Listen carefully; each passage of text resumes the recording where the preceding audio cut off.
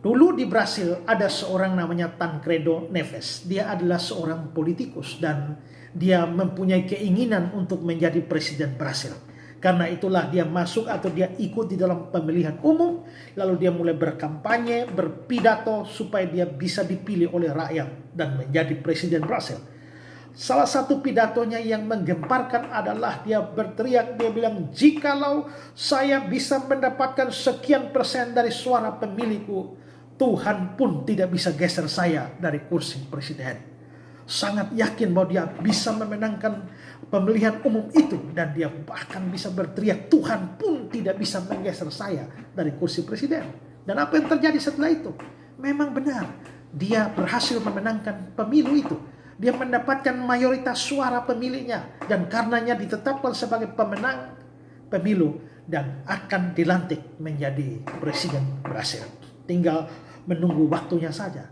Dan waktu pelantikan sudah ditetapkan, besok pagi dia akan dilantik menjadi presiden Brasil. Tapi sore hari sebelum besok pagi itu, dia mengalami sakit tertentu, lalu dilarikan ke rumah sakit. Tapi sebelum sampai rumah sakit, dia dinyatakan meninggal, mati. Dan itu hanya terjadi beberapa jam sebelum pelantikan. Brasil heboh, koran-koran memberitakan hal itu. Dan yang menarik adalah salah satu koran itu memberitakan hal itu dengan headline judul besar, dan Tuhan pun menggeser dia dari kursi presiden. Ini menunjukkan orang yang sombong pada akhirnya dihancurkan oleh Tuhan.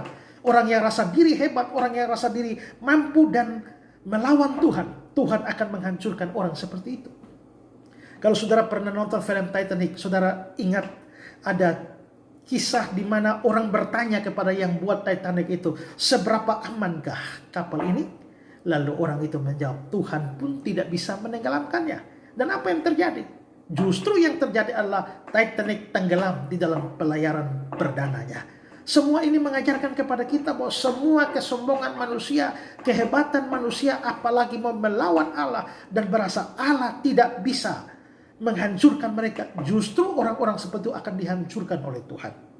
Karena itulah belajar dari semua ini, marilah jangan mengandalkan kemampuan kita, kehebatan kita, apalagi sampai melawan Tuhan. Ingatlah, kita tidak bisa menggerakkan satu jari pun kalau Tuhan tidak kehendaki.